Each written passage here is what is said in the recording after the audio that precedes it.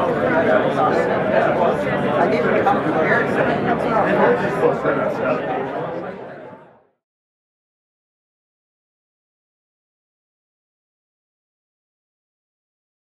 Who he is. Those of you that don't, you won't forget him. So with that, we'll let him do his presentation here.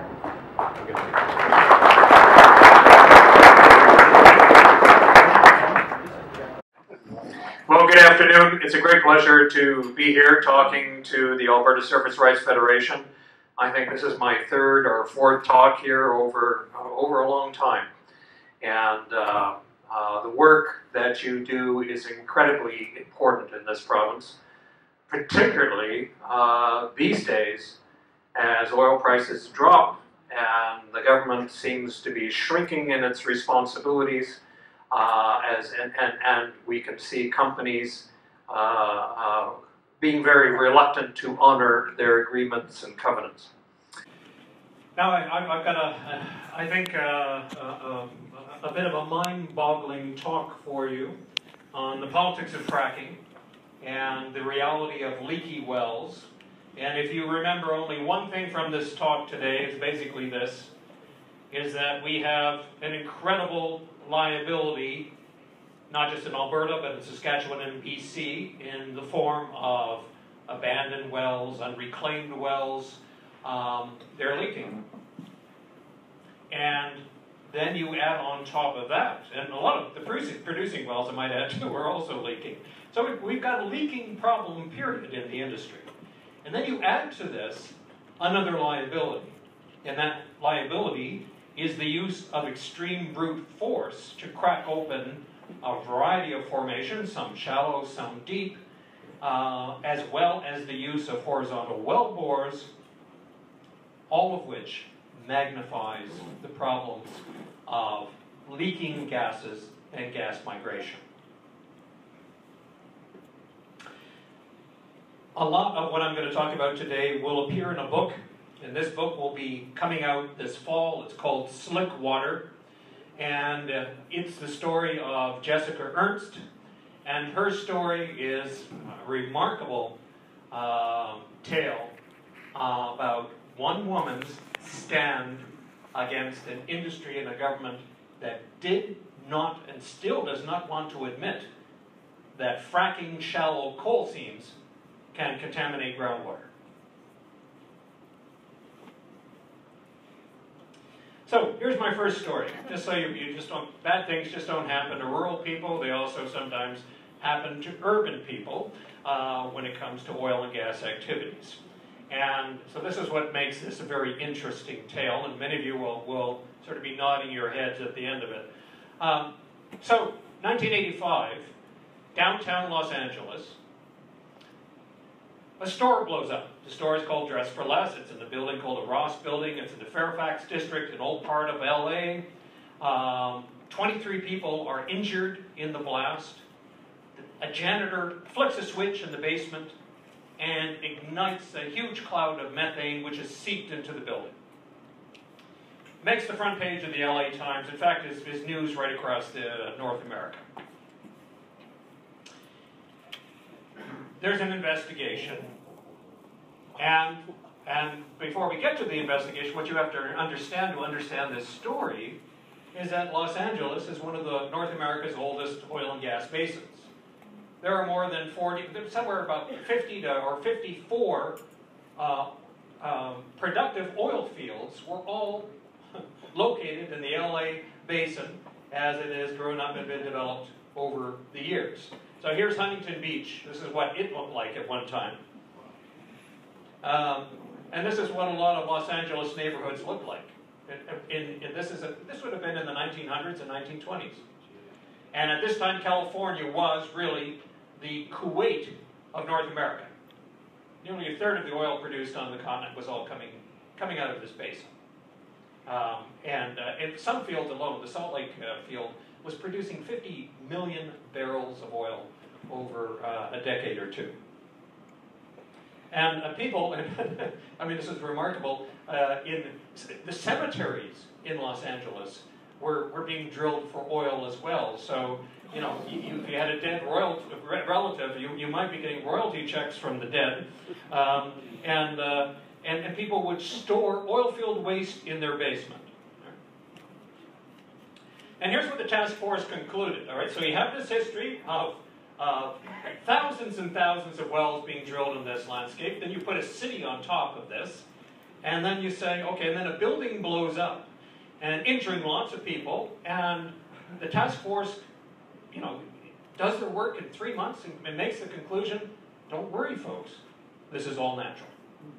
All right, this methane came from a swamp. And it was not an oil well, but decomposing organic matter near the surface. And then a lot of scientists and researchers, as well as people in the industry, said, no, wait a moment, that can't be right. That can't be right at all.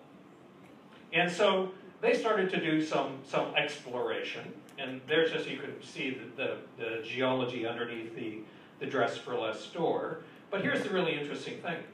Just a block away, there were about a dozen slant wells going underneath the community, in some cases for a mile or so. Horizontal drilling, by the way, is not a new thing. Had been going on for a long time in Los Angeles. There was also a hell of a lot of injection of saltwater waste being produced from these oil wells. And it was actually the re-injection of this saltwater waste that fractured a formation that in turn allowed gas to migrate through fractures and then through a fault to the surface.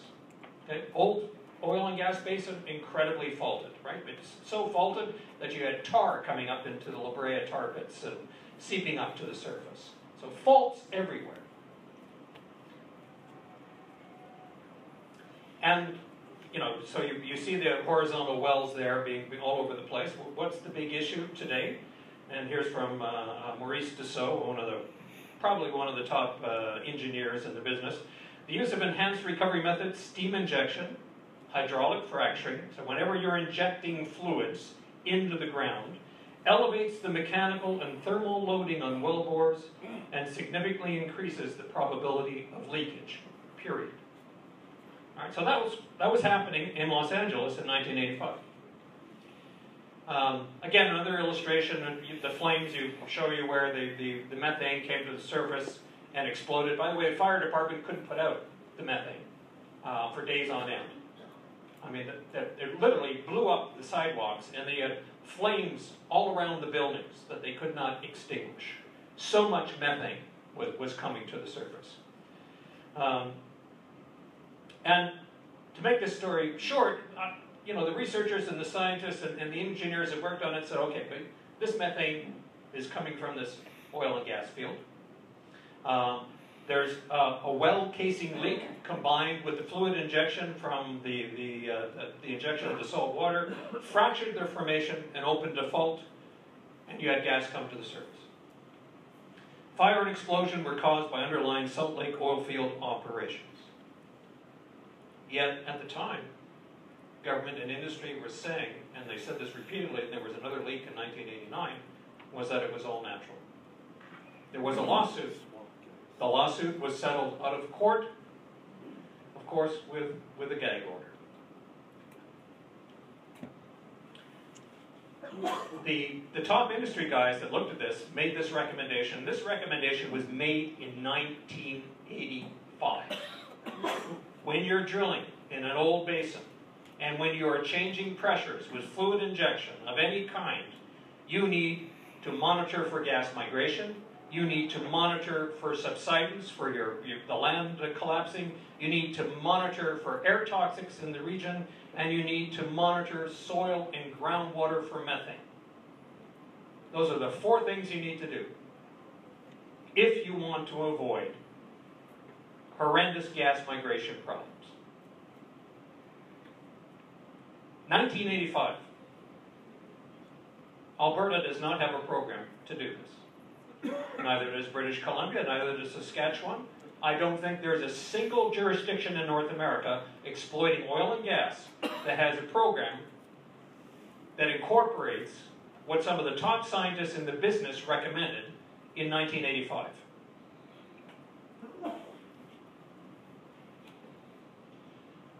Oh, we can't see that chart, so we'll just skip it. But it's just an illustration, again, of all the things that go on with gas migration and leaky wells. So here we're in this new area where we are now fracking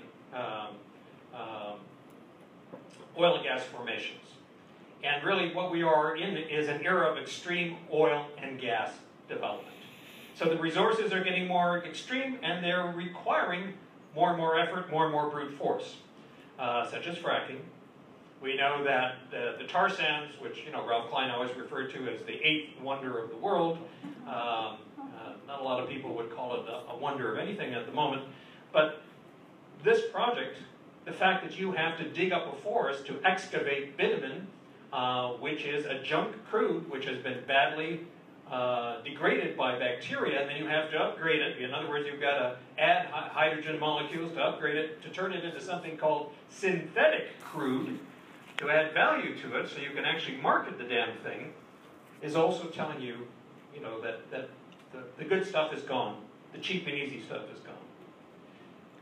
The BP disaster in the Gulf of Mexico is also signaling the same sort of thing.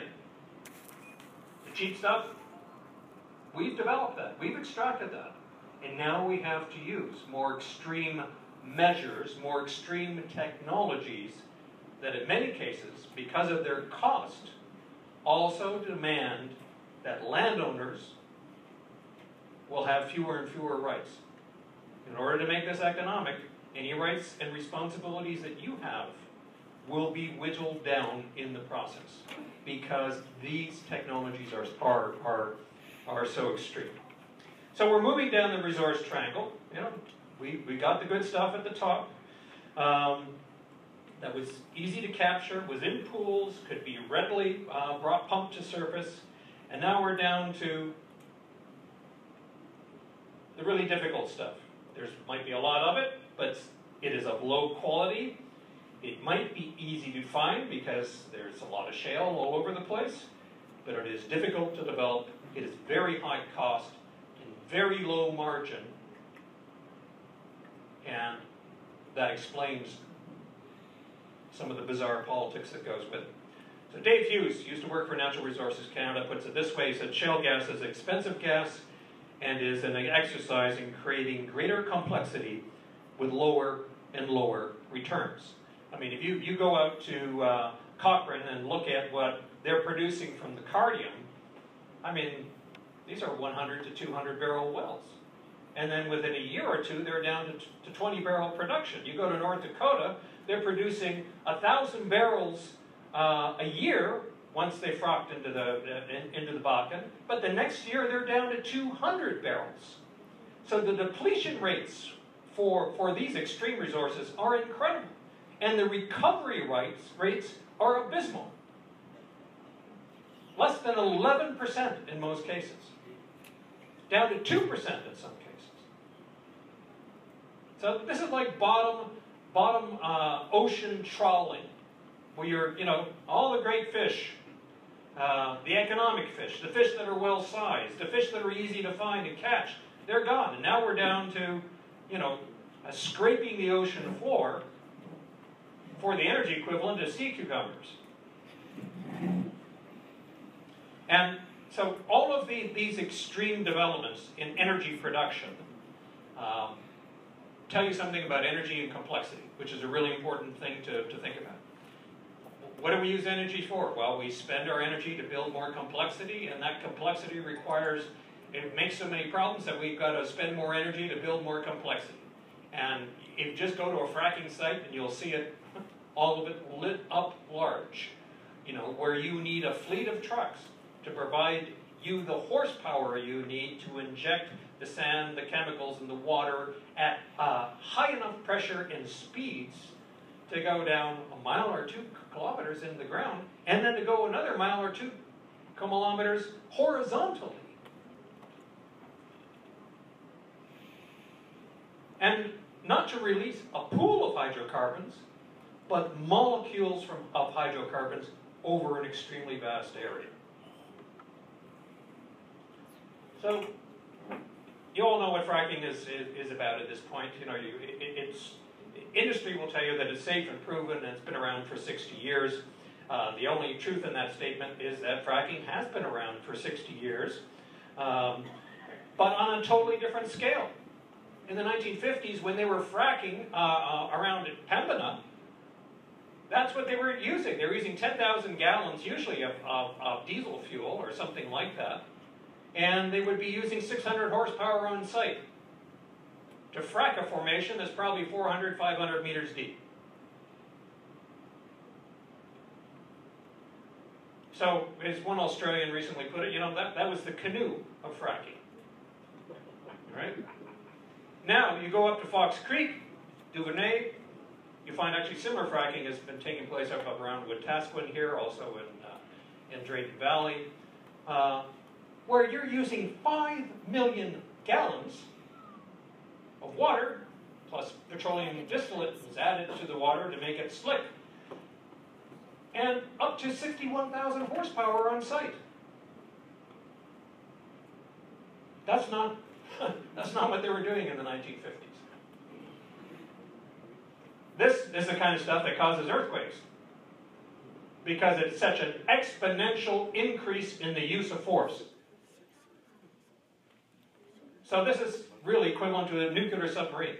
So, you know, the fracking done in the 50s, that's your canoe. The fracking being done today is a nuclear submarine in terms of its complexity and force and energy being used. Now, you know, in lots of places in North America, the majority of stuff that they are now using for fracking all boils down to basically water and a variety of chemicals and sand. But in Alberta, particularly in the Cardium formations, we are exclusively fracking with hydrocarbons. So we're sending diesel fuel down all around the north of Cochrane area. All of those frack jobs are using diesel or kerosene or something like that. So that's going through your water table. This is just an illustration of the kind of stuff that's been used in the States for years. You know, it doesn't take much diesel fuel to contaminate a groundwater. So all this is taking place with a limited amount of science. You know, like the industry says, well, it's safe and proven. Well, you know, what they're really trying to say is that we know that if we frack a formation long enough and hard enough, and with a little bit of luck, we're going to get more oil and gas out of it. That's it. That they've been able to prove. But you know what? They can't even tell you where all the fracks are going to go. That part, they haven't got proved. So here's the U.S. Geological Survey, perhaps the top scientific organization in the States, saying, you know, what are some of the issues? Well, you know, there's a big issue with water quality. There's the issue with earthquakes. We don't understand that. We've got landscape modifications. You've got huge land fragmentation issues. You've got the science of fluid flow at depths of injection. Where is all that frack fluid going? Because we're only recovering 60, 50, or 40% of it. Where the hell is the rest of it going? We don't know. We haven't done the studies. The fate of the water. Again, we do not know. Here's a group of scientists published in a major journal. Here's what they say we don't. You know, here's some of the missing science. Baseline geochemical mapping and the development of a problem-specific groundwater monitoring system and network don't happen. In other words, there's no system here in Alberta to track the flow of contamination over time. It does not exist in this province. It has not been set up. And that's what you need. Because these fluids, just about anything you put in the ground, will over time move and migrate. The second thing, field testing of potential mechanisms by which hydrocarbon gases, saline fluids, and fracturing chemicals might invade and contaminate shallow groundwater and other methods of aquifer remediation. So here we've taken a technology that's not safe and not proven, only proven in the sense that you can increase hydrocarbon production if you hit the right formation in the right place at the right time. But we don't know we can't answer these other questions. So we're applying a technology before we have good, adequate science, let alone good, adequate public policy based on that science. So fracturing is nonlinear chaos. Shell rocks are fractured, coal formations are fractured, and the problem with fracking on already fracked rock is that you're going to connect to those fractures and you have no idea where those fractures might lead the added force that you apply. So here's the oil field review, a Schlumberger publication, I might add. Geologic discontinuities, such as fractures and faults, can dominate fracture geometry in a way that makes predicting hydraulic fracture behavior difficult. You know, so the industry will come to you and say, look, it's all safe and proven. Oh, you know, but wait a moment, we really don't know where all these fractures are going to go. They might go into non-targeted formations. They might go into groundwater. We don't know. The industry doesn't have a computer model yet that accurately tells them the fate of their fractures. And so the industry says, well, you know, don't worry about that because we're fracking so deep. You don't have to worry about where these fracks go, right? Don't bother yourself. Except, you know, we're fracking formations 400, 600, 800 meters deep in this province. And look where some of these fracks are traveling. They're traveling as much as 1,800 feet, 1,500 feet. That's going to take you, if you're not fracking a mile or 2 miles below the ground, that's going to take you into other formations. That's going to take you into other oil and gas wells nearby. It's going to take you into groundwater.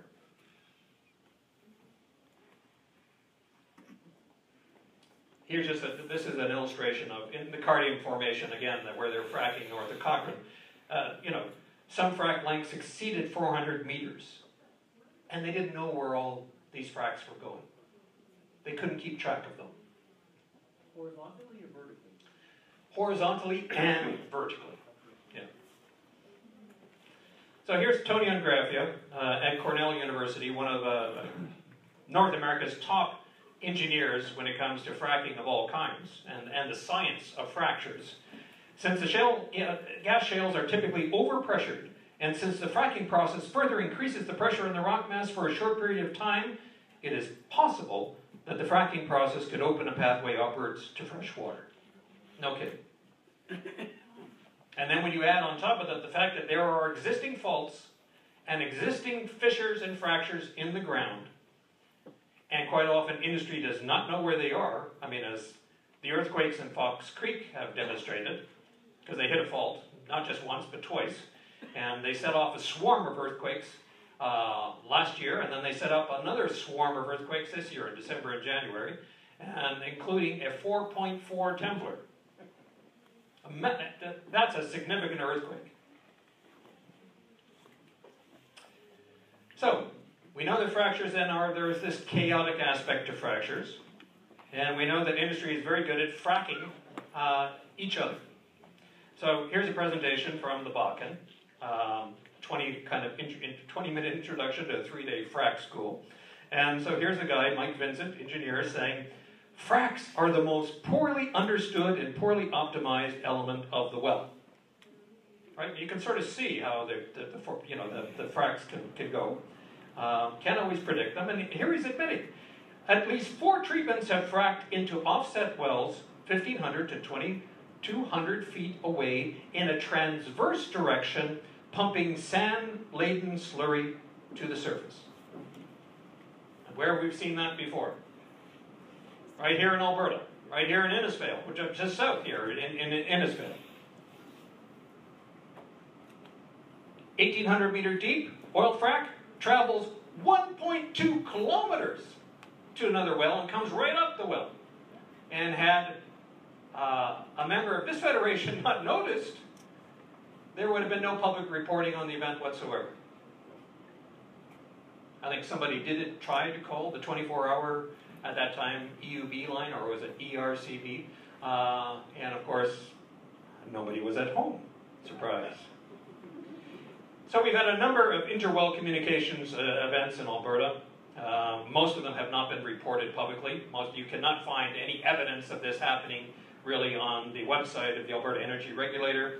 There was a report commissioned by the regulator that was presented to industry, but you cannot find it on their website, that documented between 2009 and 2012 alone, and that's just before we really started getting heavy into hydraulic fracturing. 39 cases of reported interwell communication in Alberta and BC alone, traveling anywhere from 90 to 7,000 feet. So if you're fracking, and your frack is hitting other wells, there's groundwater somewhere in between there. So chaos into existing pathways. All right, so we know the ground is fractured. All rock formations are fractured. There's all kinds of faults and fissures out there to begin with. And we know that stuff is moving through that. Occasionally we'll have small amounts of methane, small amounts of brine, CO2, radon will move quite slowly over millions of years to the surface. You change all of that every time you plant a well in the ground. You are creating a new pathway for gas migration. Every single well planted in the ground in Alberta becomes ultimately a pathway. And so what they found in Pennsylvania is that they noticed, okay, well, we have, over time, brine moving into some groundwater formations that are coming through old faults and fissures. And here was their conclusion. All right, so, Pennsylvania, by the way, has got nearly 1 million wells drilled on the landscape. All right. And in terms of abandoned wells, hundreds of thousands. So all of these pathways. The greater risk of contamination from shale gas development because of pre-existing network of cross-formational pathways. So you've already have these existing fissures and fractures.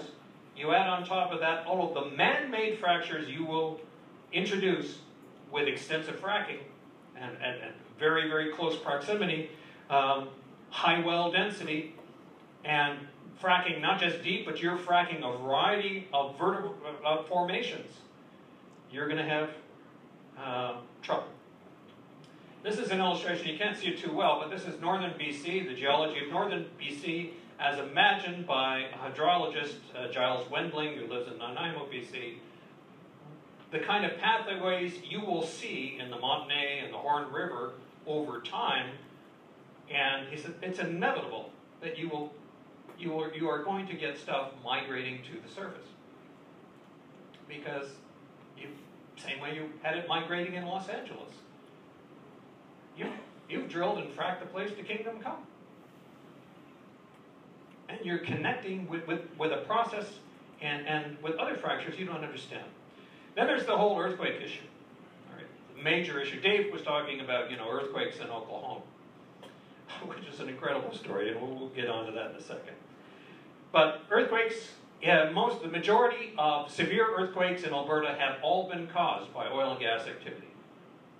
We're not a terribly seismic active area, but we've had some major events.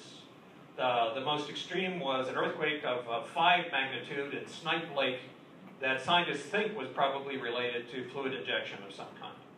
So we're taking saltwater waste, or this could have been a water flooding operation as well, and you lubricate a fault, and that fault starts to move, and you start generating earthquakes. Everyone knows that in Rocky Mountain House, you've had issues of subsidence related to the draining of the Strachan gas pool there, which started swarms of earthquakes as early as 1970s, 1980s.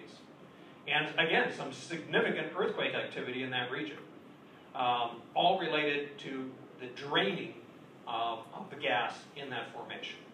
And we will see over time, this issue will become more and more prominent throughout the province as more and more basins are drained, and as the ground begins to compact, and you have fractures at the edge of these formations, and we will see more seismic activity, which is why the province has finally hired some more people to be on top of this issue, reluctantly. We've known for a long time that hydraulic fracturing, as well as fluid injection of almost any kind, can cause earthquake activities. The first earthquakes that the U.S. government really recorded from fluid injection were at the Rocky Mountain Arsenal in Colorado. And you had a chemical weapons depot, and the government wanted to get rid of all this incredibly toxic crap from the 1950s. And so in the 1960s, they were pumping it a mile or two below the ground, very close to Denver, and they set off a series of earthquakes, and resulting in significant property damage in a suburb of Denver. And so the American government said, whoa, we better stop this, and they did. And when they stopped their injection program, the swarms began to taper off. So that was the first clue that they had. Okay, how about that? This industry, we can make our own earthquakes. Isn't this cool? So then with hydraulic fracturing, where, you know, and these are related to massive hydraulic fracturing jobs that were done in the 70s and 80s on an experimental basis. Huge amount of fluid being injected, and you're triggering earthquakes in Oklahoma. And this was all duly reported by the U.S. Geological Survey. Now, Oklahoma's got a major problem, all right?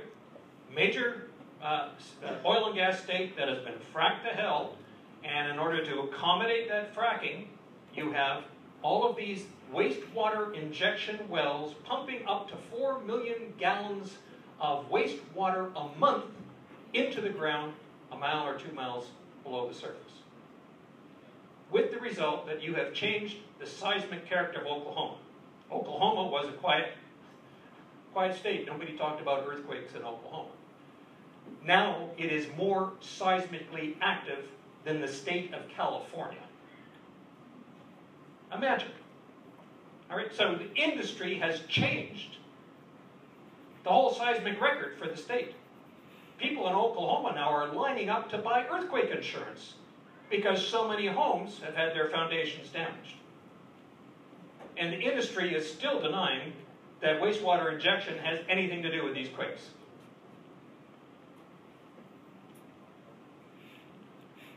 And yet, the U.S. Geological Survey said, we've got a major problem. They're now even holding earthquake preparation training for citizens in Oklahoma, because they're expecting an earthquake on the order of 5-point magnitude. This is also happening in Texas. It's happening in Kansas.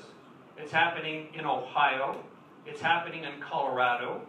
It's happening wherever they have fracked shale formations and where they've got major wastewater production issues that they are re-injecting back into the ground at phenomenal rates and speeds and pressures. They have so changed the geological stability of these states that an 8-point earthquake in Chile can trigger seismic activity outside of wastewater injection well sites in Oklahoma and Texas and Colorado.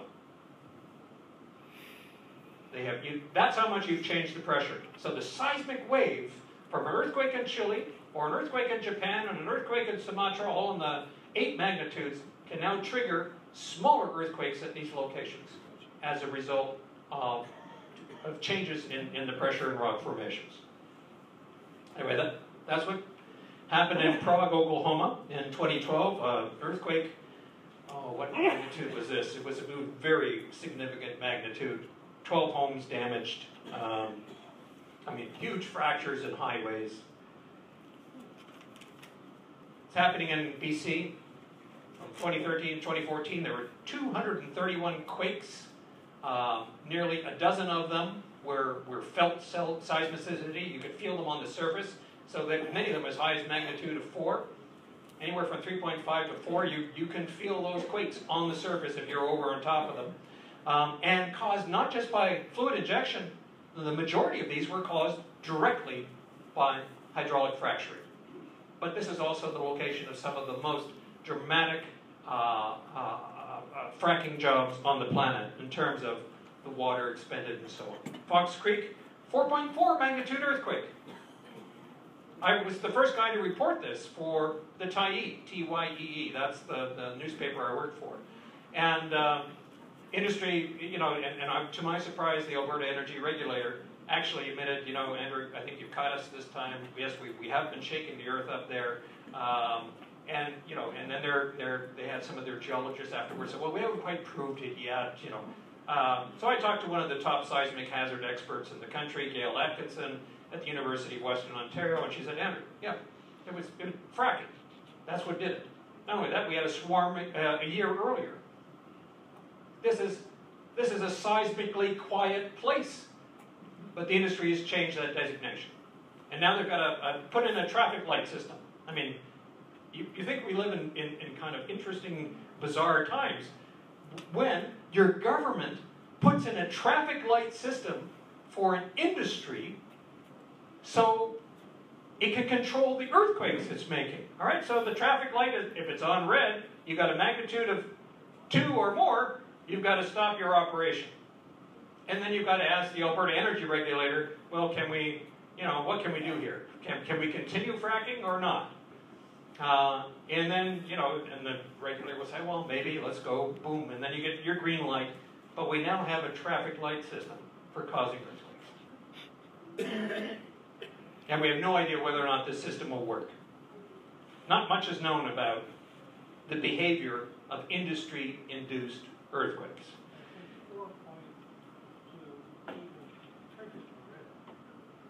That's in BC, but in Alberta, you get a 2.2 or 2 magnitude earthquake, and that triggers the red light. You have to report that to the regulator, have a discussion, you know, how much shaking and quaking can this territory take. So, now, here's the stuff that nobody is paying attention to, which is really important. And by the way, I mean, hydraulic fracturing is all about making micro earthquakes, right? It's, you know, when you're cracking rock, you're going to make a small earthquake. And so almost all of these operations now have engineers on board who are there to measure all of these small earthquakes, which no one expected would reach the magnitude of 4.4. They said, oh, it'll be 1.5 or less than that. Don't worry, guys, nobody's going to feel any of this stuff. Kaboom. Now we're into 4.4 territory, and the experts think we'll be up to, pretty soon hydraulic fracturing is going to trigger a major 5.5 earthquake. This seismic activity can create an open fault, and the vibrations from the seismic activity can increase the permeability of the rock, which in turn can release more gases for migration. Nobody in Alberta is measuring this issue. Every time I ask the regulator, have you got a gas migration monitoring program? And they say, no. What for?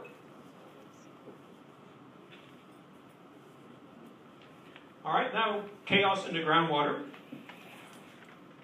The industry has denied for years that hydraulic fracturing can cause any problems whatsoever. And yet here, the Environmental Protection Agency very clearly identified in 1987 that fracking can be a problem. And here they even say it. They said, during the fracturing process, fractures can be produced, allowing migration of native brine, fracturing fluid, and hydrocarbons from the oil or gas well to a nearby water well. There it is. And this is the result of an investigation of an event that occurred in 1982 in West Virginia. And then the report actually goes on and says, well, why don't we have more cases like this? And they spell it out. Well, the reason we don't have more cases is because the industry settles. And the landowners settle. And so there is then no public record of contamination, which makes it possible then for the industry to say, that there's no problem. And so in 1987, the Environmental Protection Agency was even saying, look, there have been hundreds and hundreds of settlements disguising the scale and significance of this problem, which goes on to this day. Which, by the way, is why Jessica Ernst will not settle. She wants all of this on the public record. The New York Times went on to say hundreds of other cases, but details were sealed from the public when energy companies settled lawsuits with land owners. And all with gag orders. And quite often the gag orders will include not just your children, but your children's children.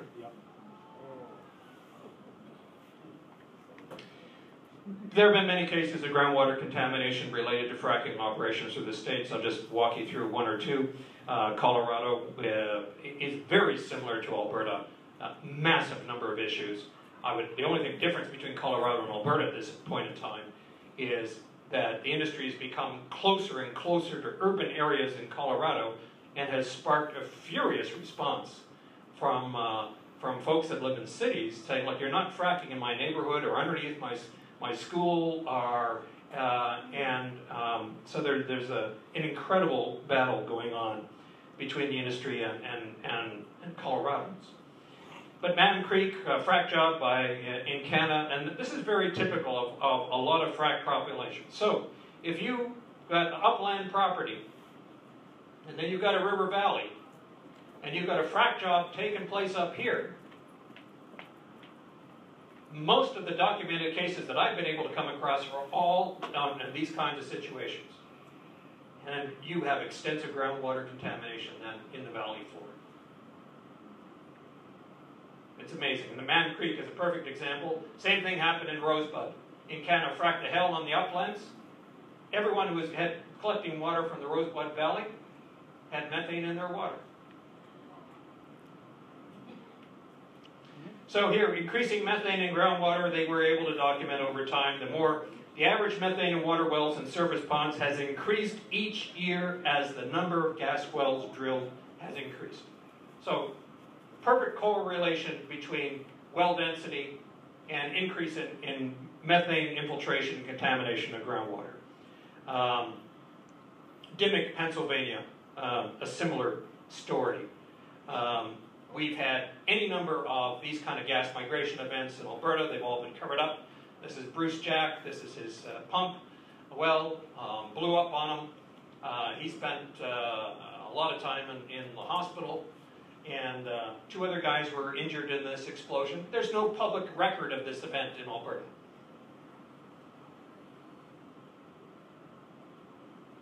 There's, of course, Jessica Ernst's story. Jessica refuses to go away. And where after extensive fracking of very shallow coal seams in Canada, fracked right into an aquifer in Rosebud, with the result that not just Jessica, but many other people could light their water on fire, and their water actually became explosive. I mean, this wasn't a little bit of methane.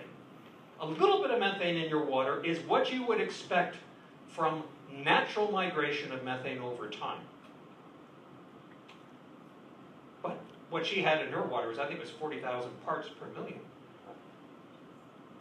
That was, it takes an industry operation to release that amount of methane.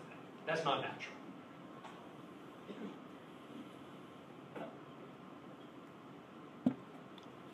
And that's her water. So she now hauls water, like a lot of people. She's been hauling her water for 7 years. And we knew all this. We knew all this way back, the Canadian Council of Environmental Ministers recommended in 2002, before we even started to frack shallow coal seams in this province, we need baseline hydrogeological investigations in coal bed methane and exploration frontier areas to be able to recognize and track groundwater contaminants. Did anyone do it? Didn't happen here in Alberta. Didn't happen in Saskatchewan. Didn't happen in BC. Didn't happen in Colorado. Didn't happen in Alabama. Didn't happen anywhere. Coal or shale basins have been, anyway, we'll just, Then we had limited baseline monitoring introduced in this province in 2006. Still not adequate. The top hydrogeologists in this country would tell you what Alberta is doing is still not adequate to the task and will not track the flow of contaminants over time. A major contamination event in Wyoming, again in Canada, was involved in this. Constituents associated with hydraulic fracturing have been released into the Wind River drinking water aquifer at depths above the current production zone. And Pennsylvania. Methane contamination of drinking water accompanying gas welling drilling and hydraulic fracturing. And you frack these very, very deep formations. And what do they find all around the area? They found the water samples taken closest to the gas wells had on average 17 times the methane levels detected in wells further from active drilling. So what's the mechanism here? Is it the well density alone? Is it the fracking? Is it leaking well casings? That's what the scientists thought. Scientists also thought that the fracks generated new fractures or enlarged existing ones above the formation. So you were changing the stability of the geology, allowing more things to migrate over time. Same thing in Texas. This is the Eagleford. Just so you don't think that, if you go to every basin, you find evidence of extensive groundwater contamination over time. These are the number of pending cases of groundwater contamination attributed to oil and gas activities. On we go. We've started this whole new process where we're going after these extreme resources for very small amounts of hydrocarbons, poor recovery rates, high costs, enormously high costs on landowners in terms of the amount of air pollution you have to put up with, the air traffic, the road traffic, as well as the deregulation that has taken place. The fact that, as you guys talked about earlier today, is that you are losing your rights as landowners on so many different levels, and not just in legislation. So we have this existing liability. Stuff leaks. Cement does not cure properly. There are such things, there are all kinds of bad cement jobs taking place in the industry all the time. And you have gas migrating and straying, going into aquifers, going into homes, going into water wells. This was a huge issue in Pennsylvania before fracking came along, just due to the number of abandoned wells and active wells on the landscape.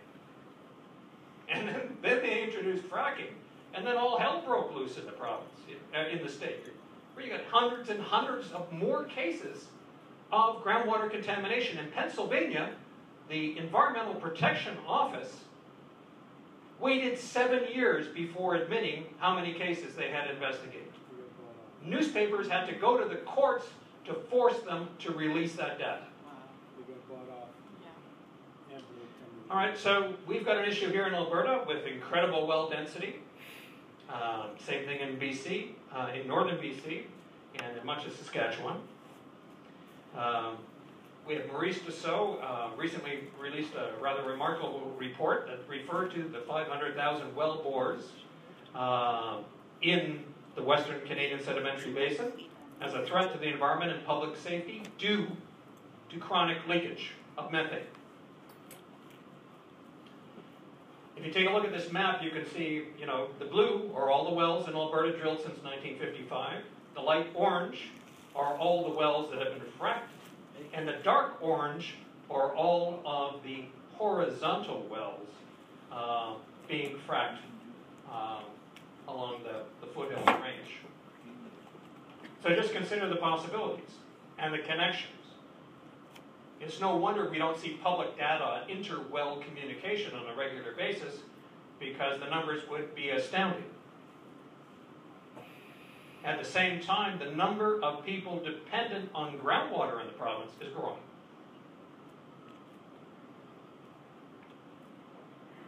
So the water well density is increasing in an area where oil and gas activity is increasing, particularly with the use of horizontal wells and fracturing. So here's Teresa Watson. She used to be a member of the board. She's now back as a private consultant. Pretty good gas migration expert. So what's the problem? Increasing numbers of horizontal monostage hydraulic fractured wells. Why? Because we've got a lot of pre-existing well bores out there and they're making connections. And when they make connections, there's potential not just to affect the oil and gas well, but to contaminate groundwater as well. So what's the leakage rate in BC? Estimates are around 10%, but again, this is not properly, there's no proper monitoring program that goes around and identifies the scale of the leaking problem in British Columbia. Alberta, our estimates are around 5%, 6%. I suspect this is a gross underestimate of what's actually happening. Again, there's no requirement that once a well site has been reclaimed, that you actually go back and see if there's any methane leakage still occurring over time. And what they're beginning to find is that most of them are leaking because you still have that pathway, and that cement job will deteriorate over time, just like a piece of bubble gum when that is stuck underneath a table. It will crack and age and become brittle and fall apart. And that's what cement does over time. We've got some very, very serious gas migration problems in some parts of the province, particularly in situ formations around Cold Lake. Again, a lot of those are high pressured, steam injection, enormous amount of wear and tear on the wells. A lot of them are slant wells or horizontal bores. And so we have a 20% leakage rate. If you go to the Lethbridge area, again, slant wells, and this was the first indication, actually, that was one of the first areas in North America that used a lot of horizontal slat wells on a large basis. And what did they find? Well, for a number of reasons, both the quality of cement and also the formation itself, that 46% leakage rate. And Carlos Mullenbach, who's done a lot of investigations in the area, will tell you, those leaks are going into groundwater all the time. He personally investigated about nearly a dozen cases. And in those days, companies would actually, this is our problem. We botched this. We'll replace your water. We'll drill a new well. The denial game wasn't as bold as it is today. Saskatchewan, enormous leakage rate, again, probably related to heavy oil production and slanted horizontal wells. I won't bore you with how, in many ways, a well bore will leak, but they leak. And we have Watson and Batchu, another prominent researcher here in Alberta, we're thinking, well, why don't we bury all this CO2 in the province underground? And they said, maybe it's not such a good idea with all these leaky well bores. And no, it's actually not a very good idea. And what they found, though, is when they looked at deviated wells, and by deviated wells, we're talking about slant wells or horizontal wells, that the leakage rates were the most extreme. Up to 60% of horizontal or deviated well will leak over time.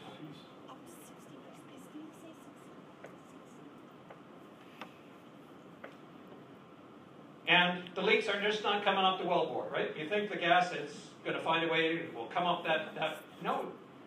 The methane will find the path of least resistance and will come up in a creek bed, will come up wherever fractures and faults direct it.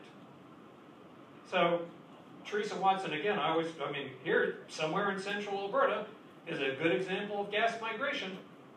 Somebody's blown into a fault or fracture, and here it's coming up right by the roadside. And here's Teresa Watson again, and this is a presentation she made in Paris. I don't think she made this presentation here. Camrose would have been nice. She said, an increase in the number of water wells increases the likelihood that gas, due to migration through shallow zones, can accumulate in buildings. In other words, we're going to have the same kind of problems they're having in Ohio and Pennsylvania very soon. As we fracture more, we are going to experience more and more gas migrating through different pathways. The big issue, of course, is, are not just the fractures and the fissures, but also the quality of cement jobs. The quality of the cement completions of surface and deeper casing installations is a concern with respect to future gas migration with the cemented annulus of modern unconventional oil and gas wells. Again, these guys are difficult to cement. Why? Because they're not straight. They got a bend in them. And the cement doesn't hold well in those bends. And the pathway outside the casing is of greatest concern and likely leads to many wells slowly leaking natural gas upward from intermediate non-depleted thin gas zones. Gas doesn't always have to come from the production area. It can come from anywhere you're drilling through.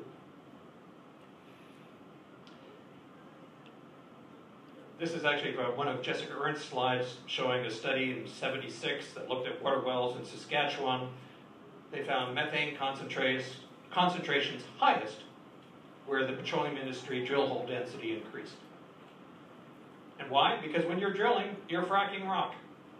When you're cementing, you're fracking rock. When you're injecting fluid, you are fracking rock. And you are setting things free, liberating them, and off they go.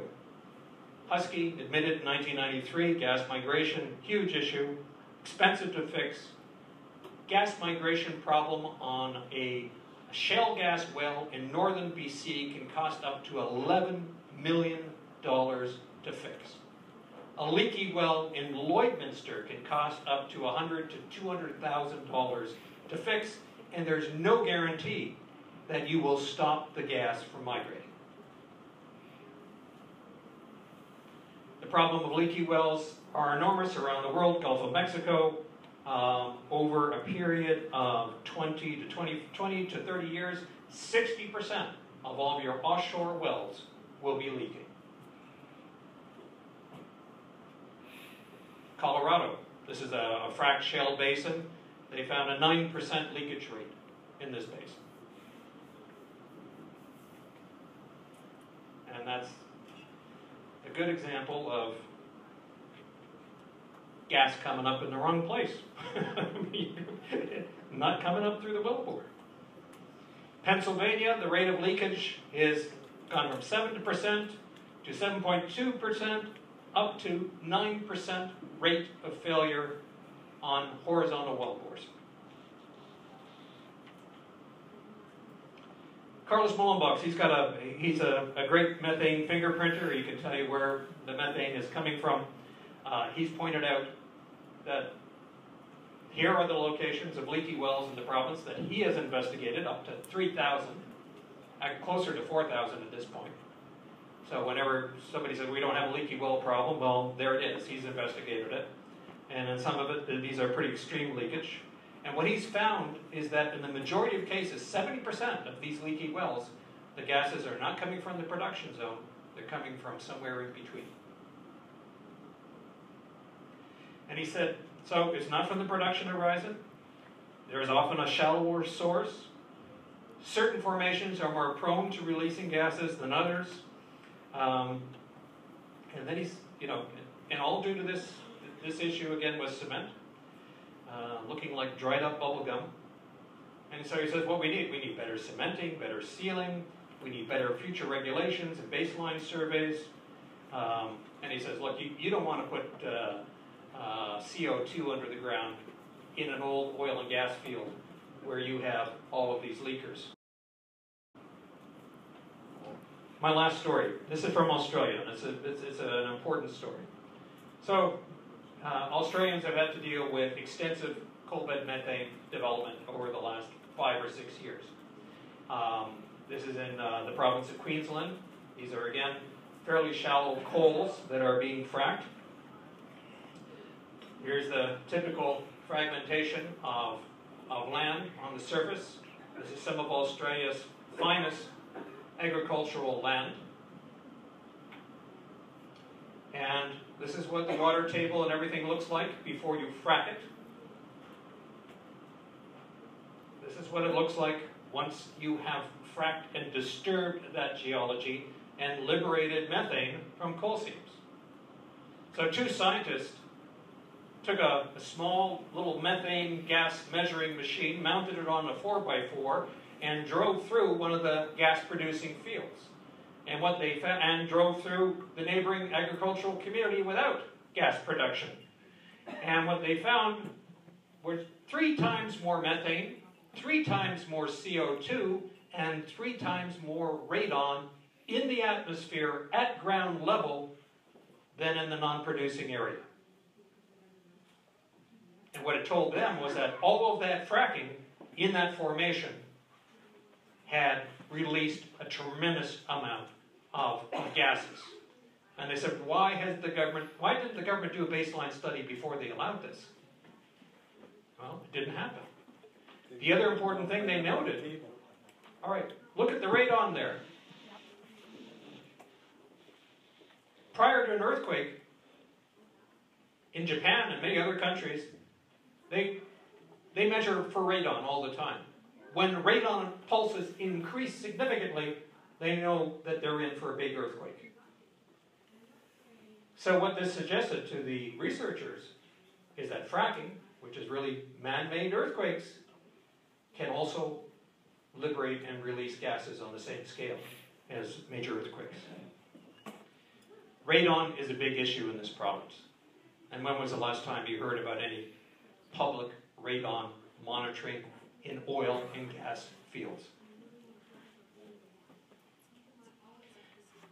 That little big red spot in the 4 corners, that's San Juan Basin. It's a fracked coal field in southern New Mexico, northern Colorado. What's that? Northern New Mexico and southern Colorado. Thank you. I reversed it. Thank you, Dave. That hot spot, that's methane. That's the largest hotspot of methane observed in the United States, and it's all on top of a heavily fracked coal seam that did not behave the way industry thought it would behave. By fracking the hell out of it, they increased the permeability by 100-fold, and they had gas coming out of everywhere. Up in rivers, in people's homes. So much gas was coming through soil along the Los Animas rivers and other areas that you were killing all the vegetation.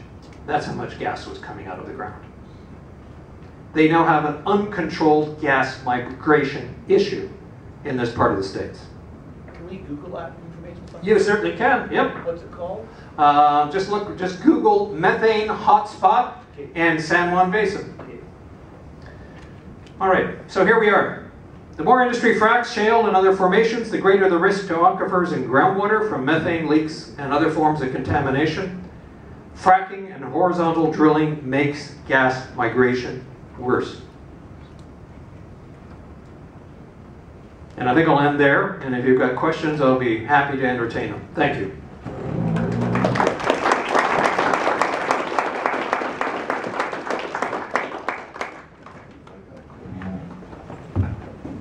Andrew, have you been offered a bribe from Alberta Energy Regulator and Canadian Association of Petroleum Producers yet? But $60 million just to be quiet? No, Carl, I have not been offered a bribe. And if I had been, I would have refused it. And Andrew's just holding out for more. I'm just wondering, like now down in the States, they got all this oil and gas derived from fracturing. Do you think that will dry up all at once? Okay, the question is, slow down? yeah, so the question is, if, you know, the United States has increased its oil and gas production by fracking these shale basins. And will this dry up all at once? It won't dry up all at once because it didn't all come on stream at once. It took about 5 to 8 years to bring all this stuff on stream. But the depletion rates for both shale gas and for shale oil are so dramatic and so rapid that we will probably see U.S. oil and gas production decline quite rapidly around 2018, 2019, 2020. So this illusion of so-called energy independence in the United States is just that. And it was the Americans, it's not the Saudis, that have changed the oil market and brought the price of oil down. when you add 4 million barrels of oil onto the marketplace, when everyone else is actually using less oil, China's using less oil, Europe's using less oil, Japan's using less oil, the United States is using less oil, and you combine that with increased production, you're going to have an oil price collapse. And the Saudis have just said, you know what, we're not going to prop the price up anymore. We want to retain market share, not in North America, but in the Middle East and in Asia. Just a follow-up, do they do fracking in the Middle East?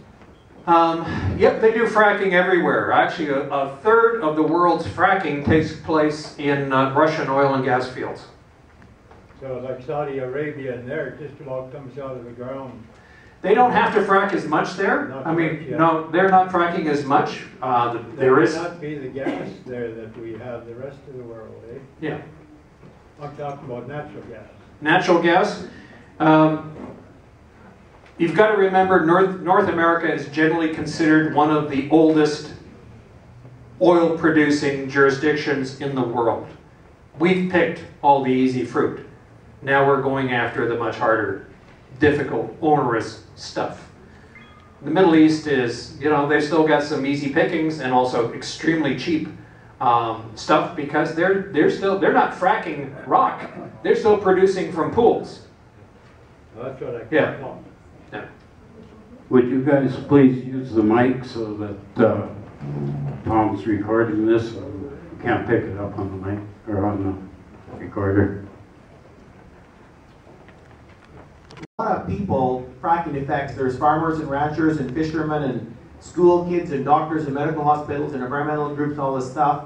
Is there a key organization? Because right now it's conquer and divide. We got all these small groups, you know, picking away, trying to make a difference. And fracking is a huge issue, long-term issue. Is there a key organization that we should all get our ducks in a row in? Because right now I've got so many friends working away at different parts of it, and to me, And he's your regulator. So you've got a major conflict of interest right here that, you know, he is not going to represent the best interests of Albertans and groundwater and the quality of our farmlands, you know, let alone the quality of our air and our health. He's there to protect the interests of a predatory industry that feels entitled to all of these things. so that's our key focus. Then should be the Alberta Energy Regulator. That would be a #1 target. Or Well, that would be one target. Then I would also try to get the Alberta Medical Association to pay more attention to the incredible and growing literature on the public health impacts of fracking. Which organization did you say just now? The Alberta Medical Association. Would the last speaker, would you identify yourself, please? Les Parsons. Okay, Terry, over there. Thank you. Terry Crush from Lone Rock, Saskatchewan. I'm just 20 miles south of the Lloydminster, Andrew. Okay. There's been 2 fracking jobs there, one at Marshall and one on the north side of the Battle River on the Meridian that we can see. My question is, how close is fracking going on in the Yellowstone Basin, and what effect might that have on what possibly could happen there geographically or geologically? Okay, I'm sorry, the Yellowstone Basin, you mean by Yeah, that? the Yellowstone Park here Oh, you mean in the States. in Montana? The super volcano that underlies Yellowstone Park.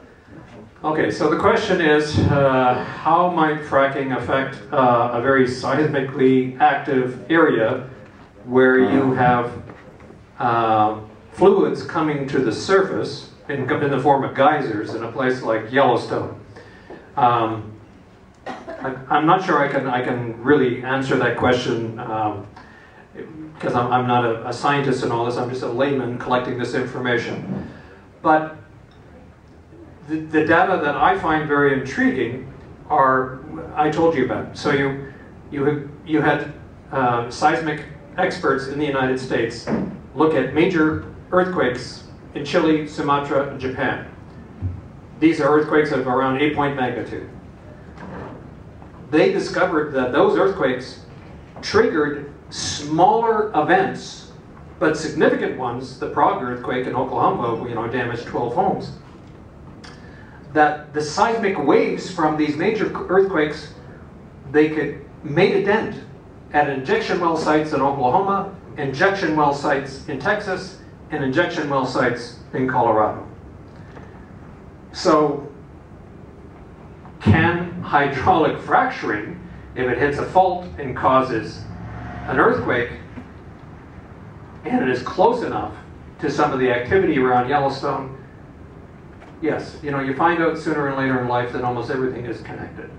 And those remote earthquakes that triggered those events at those injection well sites, I think that's pretty amazing information.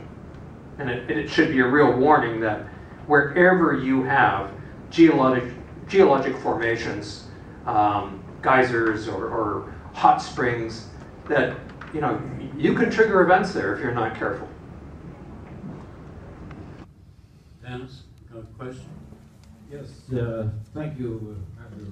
I was just wondering if you could speak a little bit on our government and their present, some of this new legislation coming out, because according to that, I guess everyone here is a terrorist and radicals and so on. So, Dennis, I think you're referring to Bill C-51, which is the new Police Security Act that gives the government more powers to essentially spy, target, and citizens, any citizen. This kind of legislation is exactly what terrorists want to promote. This is what undermines a democracy over time. And you begin to lose your rights and your ability to dissent peacefully as governments acquire more and more power to police our lives. And for what? What? Because of two mentally disturbed young men who were influenced by ISIS and decided to do something. This legislation won't stop any of that from being repeated. It will not make me certainly feel in any way. I feel less and less secure every day the more powers the state has to intervene, to police, to survey Canadians. That's not what democracies are about. Hey, Dave. Thank you, Andrew, for a lot of these hard-hitting facts. You mentioned the AMA and soliciting or getting them on board to promote the interests of good health. I'd like to point out to everybody that the Alberta Medical Association has been working so long with the Alberta Health and Welfare, with all the agents of government, including Health Canada and every other politicized organization. They've been working with them so long that the people at the top of AMA, they're not an independent voice for the individual at all. They are colleagues of their peers in government. And they've been working together on this project and that project for so many years. They're not independent at all anymore. They're joined at the hip when you're not looking. Remember, the AMA never supported Dr. John O'Connor when he blew the whistle on the Athabasca pollution. They never supported him at all. I called up the AMA and, for that matter, the Canadian Medical Association, and they all offered some vague comments about, oh, we're all for freedom of speech and whatever, but they never really offered any support, and all they did was sit idly by while that brave man suffered his reputation and his income year in and year out. So don't count on some organization, count on ordinary people like ourselves, like yourselves, to do the job. Thank you very much. Okay. Your statements are well thought, and I think you are right about the AMA. but I still think it is worthwhile for citizens to put more pressure on this organization, which is clearly not representing the best interests of Albertans or public health. I mean, they're not upholding the Hippocratic Oath, which is to do no harm. But, you know, that can be said of almost any institution in this province. I was quite surprised when I came to the mic as the second person and the first person to the mic, which eventually got to speak, brought up the Yellowstone caldera. I think you missed the point a little bit in the answer, so I'll visit it again. But there were two things that I was going to talk about. One was Oklahoma and Colorado both sit atop the Ogallala Aquifer, and that seems to me, I mean, we've heard a lot about it recently in regards to a possible pipeline spill if the pipeline is built. Seems much more vulnerable to a fracking situation. And then secondly, the Yellowstone caldera is important. The last time that thing blew, it's a super volcano, waiting, a ticking time bomb, waiting to go off again. And it will go off again, whether we encourage it or not. But the last time was the Augustine extinction. And the ash cloud went all the way east of the Missouri Basin. All of west central US and southern prairies of Canada are vulnerable to that. And if there's any opportunity that fracking and the mini quakes that they create could trigger a major quake there and result in an eruption, we're all doomed. And we don't know a damn thing about it, and we're not addressing it. I might add that if you just another thing to give you nightmares, but in the 1960s, when there was a major earthquake in Alaska, the seismic waves from that quake changed groundwater flows as far away as Poland and France. And I know landowners here in central Alberta who witnessed springs drying up as a result of the seismic vibrations alone from this major earthquake in Alaska. So we're fooling with stuff we fully don't understand and appreciate. Okay, Verna, looks like you get the last word in, so please make it quick. Thank you. Thank you, Mr. Nikiforuk. Your presentation was awesome. I just wanted to make a comment. Donald Dumpke is in the audience, and I was unable to attend the County of Wetaskiwin meeting wherein the regulator's office came to speak about fracturing under Battle Lake. That's where I live. And one of the councillors did ask of the regulator's office and Buena Vista, I believe, the company wanting to fracture, if we allow you to do this and we collect, let's say, $1 million worth of taxes, but you have a boo-boo and you ruin our lake and our aquifer and cause $1 billion worth of damage, who pays?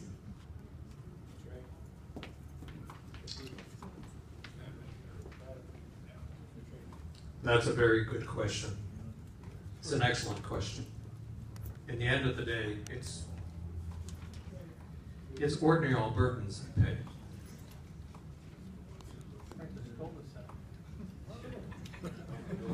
Gotta look in the mirror. Anyway, thank you very much. I'll be around for a little while if you have any questions. If you need any copies of any of the reports or documents, send me an email at andrew@andrewnikiforuk.com. I'd be happy to provide you with it. Take care, guys.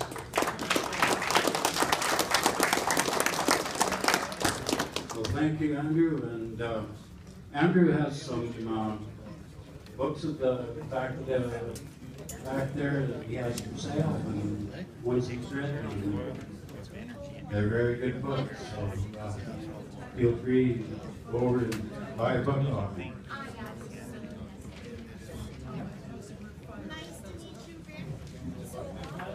Okay, we're in part there. Anybody's got any concerns with well sites, pipelines, or whatever?